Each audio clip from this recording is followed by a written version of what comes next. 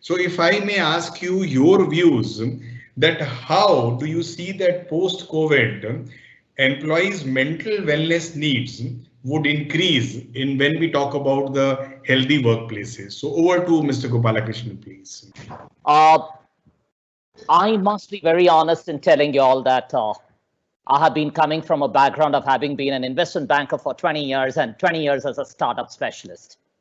And one of the companies that I set up was in the country was Gold's Gym, where fitness was what we were talking about.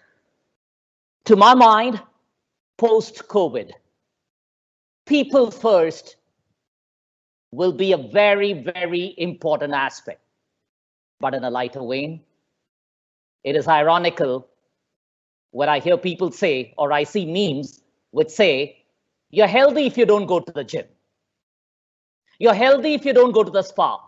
You're healthy if you don't go to the salon. You're healthy if you are at home. Now, a mental and physical wellness obviously takes a change. We are going to see a new normal, yes. The script has been flipped completely, and you're going to have a new HR narrative in place. But having said this, I may not totally agree with my esteemed fellow speakers that everything is going to be so good, because to my mind, when you're going to have a new normal, you're going to have the gig people or the gig workers, it's going to be a different ball game altogether. If people are going to stay at home 24/7, they're going to be working from home 24/7, working as well as have a work-life balance. That's going to be a tough one.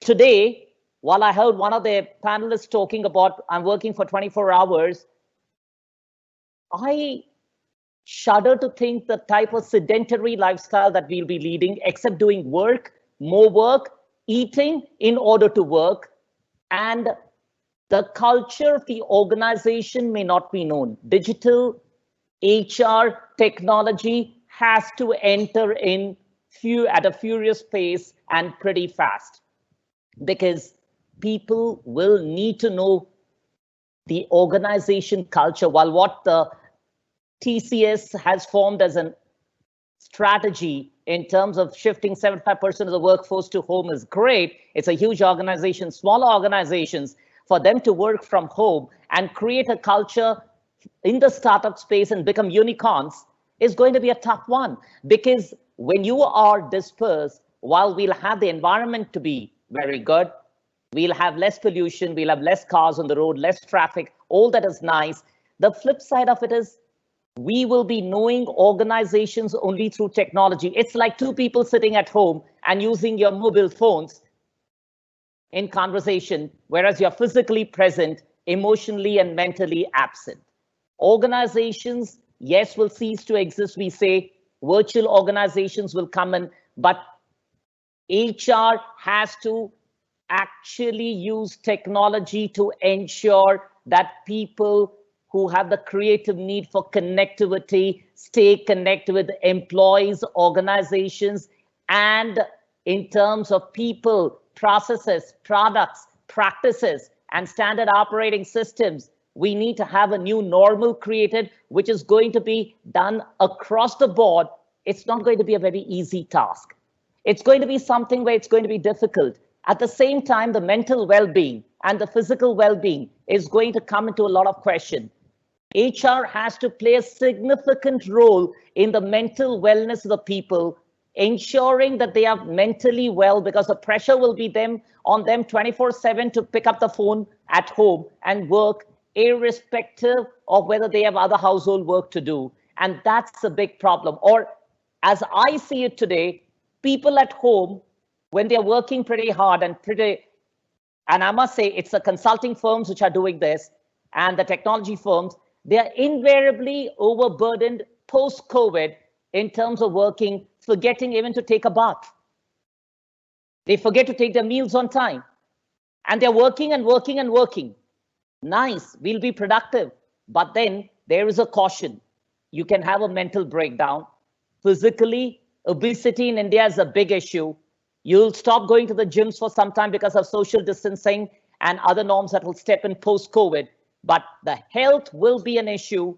There will be depression because you'll be in remote, you'll be talking to people. You'll go once in a while. The bonding may be in a questionable state. More importantly, are we going to find a world where it's only virtual and the real world is going to be non-existent, or we meet once in a month, once in 6 months as perfect strangers? Yes. And the other big problem, which I am sincerely worried about, the loyalty to the organization the moment you talk about a gig economy. The gig economy, you have gig workers. And if you're going to be having gig workers, then what is it that's going to happen in the system? Are we going to be in some state where the very word gig indicates that you're into short-term contracts? At home, are you going to take multiple contracts? Are you going to be evaluating a person very clearly on being with the organization, or the person is going to take other jobs? How will that be managed? Because we need to have a sense of self-discipline. Freedom is there. Freedom comes with self-discipline. We know it. Mahatma Gandhi taught us that. But at the end of the day, are we going to be self-disciplined? Knowledge is important. Knowledge will impact in solutions to organization. Digital HR has to ensure that the human connect remains. Human touch remains. We remain humane. It is people's first. We learn from the people, and we will have virtual reality. We have to use a lot of it. We have to use a lot of training programs. We'll have to have a lot of counseling to be done so that the mental health is taken care of. Physical health, we urge them, and they also need to be having their breaks at the appropriate time so that it's not work, and the person collapses. All that I would say is that digital technology in HR as an intervention will be very important, and it has to combine AI, ML, and VR, the virtual reality, to ensure that the person doesn't work in splendid isolation and feel that he's monumentally neglected from the ethos of an organization, because the virtual surroundings are good up to a certain point. It's like saying that we have the Alexa of Amazon. It does all the work, but still we'd like to open the door. Still we like to do certain touch points we'd love to have. The touch and feel will be missing. The bonding will be missing. The talking in face-to-face will be missing. We have to ensure this doesn't go away. We will be missing the normal things of the picnics and the get-togethers and the birthday celebrations, and we will end up virtually becoming robotic. My worry is that I rightly heard that 130 million jobs have gone. MSMEs are facing death.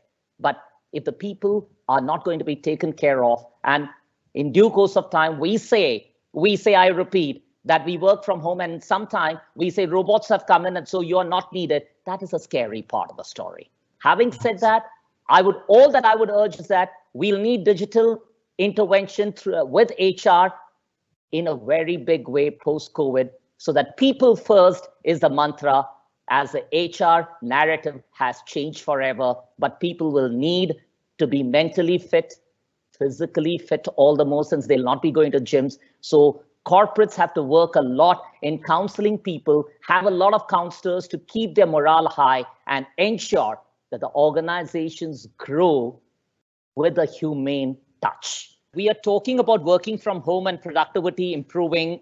We are talking about work-life balance. We say that there'll be quality time with family, but we have also not understood how people staying at home can bring a disruption in the normal life in the house, where the children, the wife, the parents, everybody had a particular structured life, and now you have the work at home culture, which is a very new normal that is being created.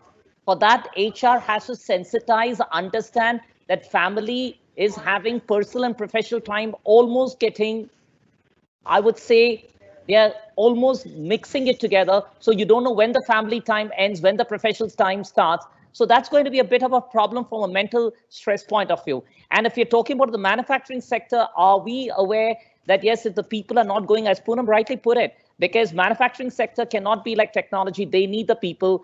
And suddenly it cannot be said that people need not be there, robotics can take over.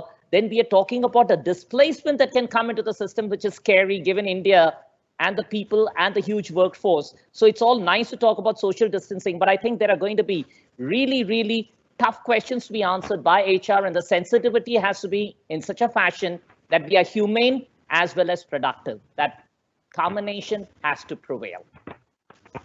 Jar, would you like to make some closing remarks, please? I have only one thing to say. I think first, I thank the audience for having joined us in such large numbers. It's a privilege to address such an audience. Secondly, my only request would be, Rahul, next time we have audience asking questions live, that would be wonderful, so that they also have a sense of active participation with the panelists. That would be a wonderful effort, so that the touch is there. I keep on talking about touch because according to me, technology will be an enabler. People will be technology will bridge the people distance, but technology cannot replace people. So all the audiences, all the people, all of us are going to be important. Strategy cannot be removed. And I think in due course of time, we'll find that, yes, we may find new ways of dealing with things. But one thing is for sure, human minds are intelligent. We will find ways and means to conquer anything which seems to be impossible right now. Thank you so much to the audience. Thank you, Rahul, and thank you to the other panelists. And I think it was a great seminar that we had. And as rightly stated, we should have many more such ones. Thank you so much. Thank you so much. So I appreciate everyone's time, both sides. My panelists, you have given enough food for thought to all the members here. Thank you so much for your time and the insights being expressed. Let me thank all the audience for taking out the time and attending the session in big numbers. We will try to have the narrative of the session being shared with you all, so that you can actually take the summary out from it. Thank you so much once again, and we hope to see you all connected with the digital HR platform. We look forward to have similar sessions in near future too. Thank you so much, everyone. Okay, guys. Thank you. Thank you. Thank you, Rahul. Thank you, Poonam. Thank you.